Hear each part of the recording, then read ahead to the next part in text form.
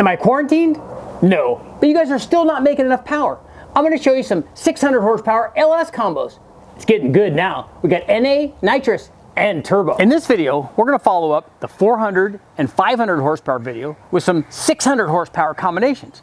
And yes, I know the best way to make 600 horsepower is to go down to the junkyard, get a wrecking yard motor, add cam and springs and boost, and you got it. It's the cheap way, it's the best way, it's the only way. But guess what?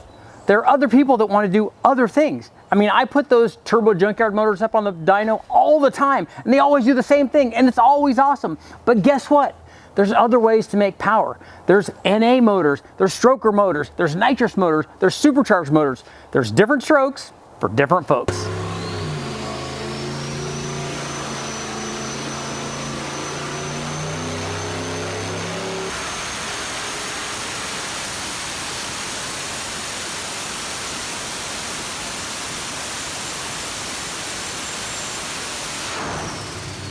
Okay, let's get going. Our first 600 horsepower combination is a 4.8 liter, and naturally, since it's a 4.8, we are forced to run boost on this thing. But it was not a stock motor. Well, you could do it with a stock motor with the right amount of boost, and we're going to show you what that's like on a 5.3 liter. Actually, you could run it all stock with a turbo on it.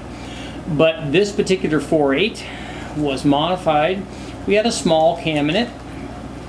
We had the Brian Tooley Stage 2 turbo cam. And otherwise, this was kind of a stock short block. We had put forged pistons in a long time ago, still had the Gen 4 rods and stock crank and stock block.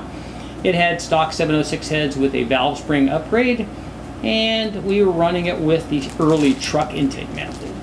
So this thing produced 409 horsepower and 366 foot-pounds of torque. And I'll go ahead and put the cam specs up for you on that turbo cam. But here's what happened after we installed our turbo, and because we wanted to go low buck on this deal, we installed a homemade turbo kit that I did with the factory truck manifolds and a custom Y pipe. Now, I did have two really nice Turbo Smart wastegates on it, but for the turbo we picked one of the eBay GT45 turbos, which will support this power level without any problem. And I also had that ProCharger air to water intercooler run with ambient dyno water. This thing was run on E85, and we didn't run very much boost. This was 606 horsepower and 556 foot-pounds, and this is at about 8 or 8.5 pounds of boost, so there's a lot left from this turbo. It will support about 800 horsepower if we want to run the boost up.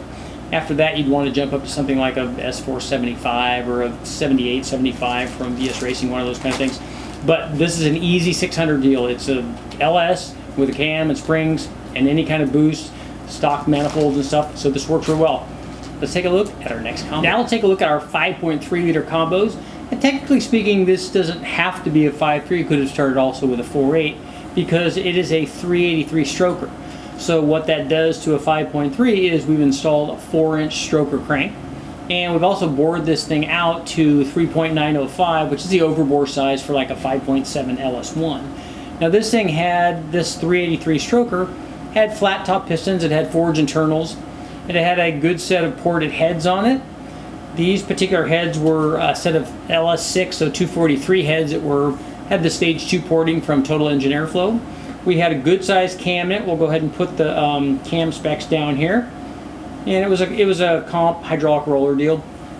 It was a 54 459-11 cam. And we also had a fast LSXR intake manifold and the big throttle body, big headers, all the typical stuff. So we threw about everything that we had at this 383, and it made good power. As you can see, the 383 made 600, right at 600, 599.4. And for peak torque, it made 542 foot-pounds. So it was a good combination. But here's an interesting comparison to make all the low buck junkyard like 5.3 turbo guys go nuts. Let's take a look and see what happens. Let's compare this 383 stroker, which obviously would be more expensive to build, but it's kind of cool as an all-motor deal. Let's take a look and compare that to, this is a bone stock 5.3 liter LM7, right from the junkyard. I think we did put ring gap in this thing and stuff too, but it has stock block, crank rods, pistons, intake manifold, everything. Just has a single turbo on it. And this is run at 10 or 10.5 pounds of boost. And as you can see, not only did we make, in this case we made a little bit more peak power. We did everything a lot earlier because it had such a milder cam in it. It made 607 or 608. Torque was way up at 641 foot-pounds. As you can see, lots more average torque, lots more average power than even that 383 stroker. So it goes to show you, I like a good all-motor deal, and it's kind of cool, but it's hard to deny the power curve of a good turbo motor. I mean, some guys don't want to put the turbo stuff in there because it's, you know, there's a lot of heat and a lot of plumbing, and you know, it's, if they're not familiar with turbo stuff, it's hard to get the tune right, but it does show you that's a lot of extra torque. Let's take a look at another 5.3 combination. Because we like variety in our testing, we tested another 5.3 liter. This one was actually an ATK 5.3 liter that they supplied. It was kind of a boost ready deal. And we equipped it with a set of TrickFlow 205 heads and a healthy comp cam. I'll put the cam specs up here. This combination also had a Holley high ram. It was kind of set up, we later ran this thing with a Pro Charger, so maybe we'll see that later on at the higher power levels because it definitely made a lot more power. But we also, before we installed the Pro Charger, we ran this thing with nitrous. So in NA trim, this combination, and it was also fairly low compression, it was around 9:1. So it made 465 or 66 horsepower and 412 foot-pounds of torque. So it did pretty good NA. And then we added a quick shot of nitrous here. Big power change. We didn't quite get to 600, almost. It made 586 horsepower and, you know, 555 or so foot-pounds of torque. So it did good. You can see, I think that this was about 100 shot or more.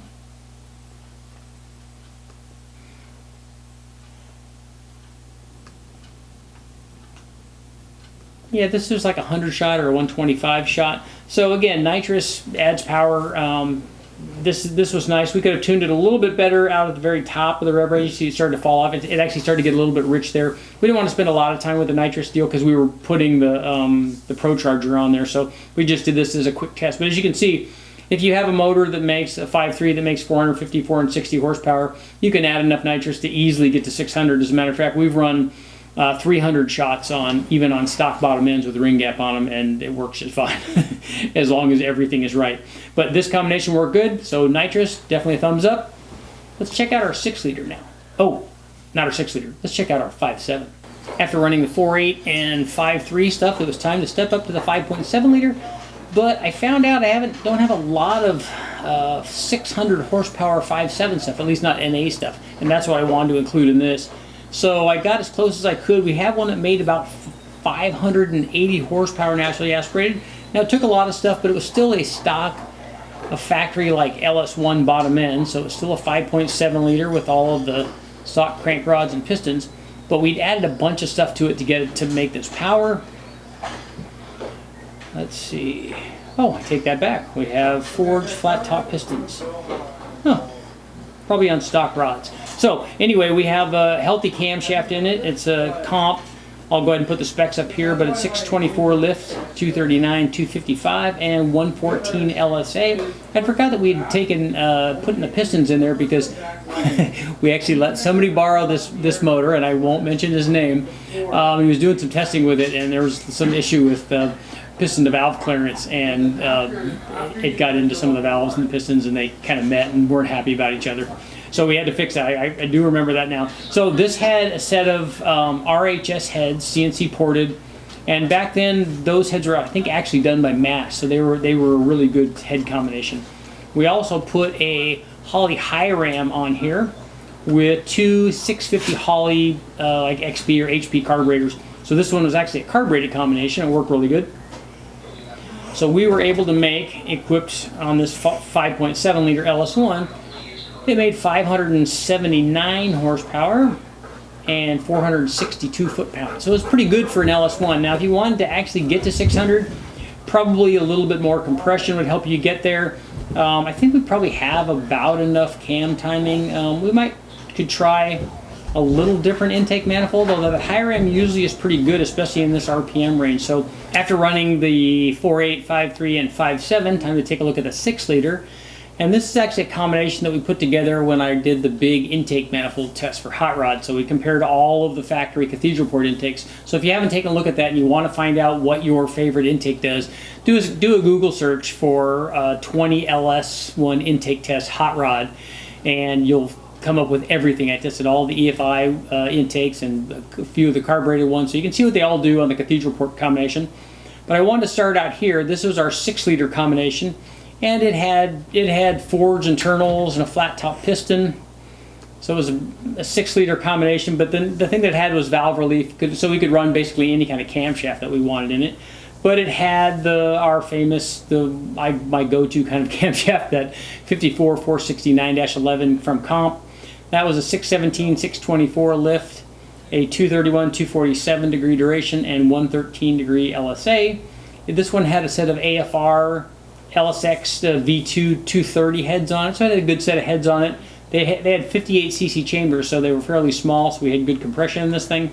That's part of the reason why it made good power. But you know, it had Carrillo rods and CP piston stuff, so it had real good rotating assembly. So we could also run a ton of boost, and we could do whatever we want with this combination. So it worked out good. But we were able to run this thing, and we started out running it with a factory LS1 intake manifold, which is the worst of the bunch. So with the LS1 intake, it only made 535 horsepower and 468 foot-pounds of torque. But because I wanted to kind of show you what happened, how important the intake manifold is on a combination when that's exactly what you're missing. Like on this LS1, the LS1 intake definitely was not working well. So we installed the fast LSXRT with a 102 millimeter throttle body, and you can take a look and see, I mean, the gains were huge. Even down at 3,000 RPM, it was just slightly better, but didn't lose any power. And we ended up making 592 horsepower. So the power was up quite a bit. And I think we got right at 600 with some of the other intake manifolds, but all of those, all the short runner stuff like the high ram and any of the single plane deal, the sniper intake, all the short runner stuff, they all, and the ProFlow is another good one too. They all lose power down low and kind of pick it up at the top. But this fast did really well in this combination, and we made 592 horsepower, and the peak torque was up to right at 500 foot-pounds, 501.5, so actually 502 foot-pounds. This combination did real good, so if you want to know how to make 600 out of a 6 liter, it basically takes everything. I don't think it would take the forged rotating assembly. You could do it with an LQ9 with a flat top, because this camshaft would still fit with the factory rotating assembly with a good set of ported heads, the fast intake, and a good camshaft. I think you could get very close to this. Now let's take a look at our 6.2 liter.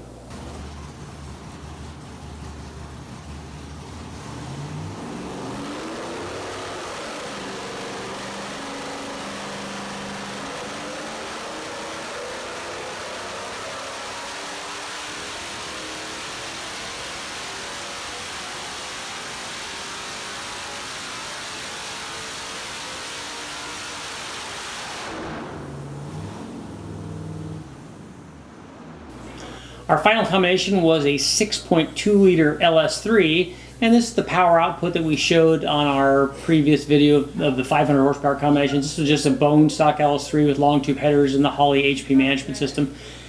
And it made 495, yep, and 491 foot-pounds of torque. That's what they do. It works pretty good. This is just a GM crate motor from Gander Chevrolet. This thing worked great. We did a lot of testing on it. But here's what happened. Here's how you turn this 500 horsepower into a 600 horsepower combination. Let's take a look at that. And this was from our big LS3 intake test. Yes, that's right. I tested all the cathedral port intake manifolds, and I tested all of the rec port intakes, all of the EFI rec port LS3 intake manifolds, and all the carbureted LS3 intake manifolds. I tested all of these EFI ones on this 6 liter, and then the later carbureted ones I actually ran on a 416 LS3 base stroker.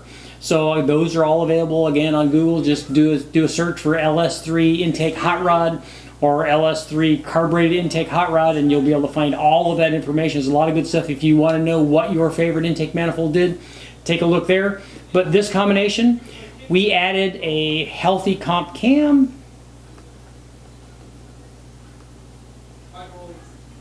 Oh, look at that. It's the 54 469-11 cam that we always run.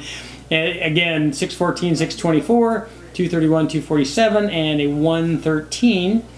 This one also had the Edelbrock Super Victor, and Edelbrock makes two Super Victors for this. This one was for their EFI, so it had the injectors bungs for the port injection, but this one also was a Super Victor 4500, so it had the big, like, 4500 Dominator style flange. Now we ran a big 4-hole 4500 Dominator size throttle body to feed this. I think this was an AccuFab 4500 4-hole throttle body, so that worked really well. And again, inch and 7/8 headers, but with that Super Victor intake and the camshaft, the power output jumped dramatically. As you can see, equipped with that combination, we pushed the peak power out pretty far, out near 7,000. It made 614 horsepower. Peak torque, the peak torque was actually not changed dramatically. It was 504 foot-pounds. Again, with the when you do a camshaft or a single plane intake, a short runner deal, you just kind of shift the torque curve out farther because we were already making a fairly good amount of torque for this displacement. So that single plane intake and camshaft pushed the power up, got this thing to make a lot more power. So we're over 600 with that combination. So if that's the kind of thing that you like, if you want to make power up there at 7,000, camshaft and intake manifold on an LS3 works really well. They already have good heads on them. I mean, those heads have enough to support way more power than this, so if you can get some more compression in it and more camshaft in it. But that ultimately becomes the problem with these stock bottom end motors, just like this LS3. There's no valve reliefs in it, so you have limited piston to valve clearance. It kind of limits the kind of camshaft you can run. But there's our last 600 horsepower combination. Let's get to our results. If there's a takeaway from this video, it's this. Yes, I know. We go to the wrecking yard, we pick up a motor. We had cam, springs, and boost, and everything works awesome. Trust me, I love turbo LS motors. I've run hundreds of them up on the dyno, and they always do the same thing, and it's always great. But guess what? There's other ways to make power. Imagine this. Imagine if we lived in a world where there was only one restaurant, and it was McDonald's, and all they served was the McRib. Imagine if cars only came in one color and one style. Imagine if there was only one sport, and it was synchronized swimming. My apologies to the synchronized swimmers out there. It's probably very difficult, and I know I can't do it. But imagine how boring the world would be if there was only one choice. So it's the same thing with power. Now, I love turbo LS combinations, but guess what? I also love the guys that are out there doing it all motor. The guys that are out there running on the ragged edge of nitrous, putting pistons in their motors every 5 minutes. Or the guys that are running roots blowers or twin screw or centrifugal blowers. You know what? It's all good, and I love them all. As a matter of fact, I like when you apply that to any engine family. That's why I keep dyno testing. Thanks for watching, guys. Make sure to like, share, subscribe, ring the bell. I'll keep testing.